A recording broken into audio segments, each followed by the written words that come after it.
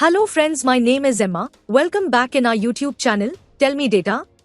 Today in this video, we are going to tell you how you can restore the classic volume mixer in Windows 11.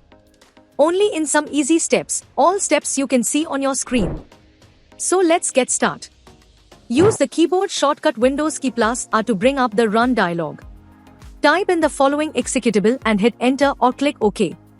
The classic volume mixer you're used to from previous Windows versions will appear.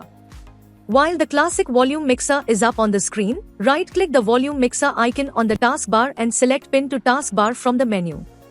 That's it. Now you can access the classic volume mixer anytime you need it from its shortcut on the taskbar.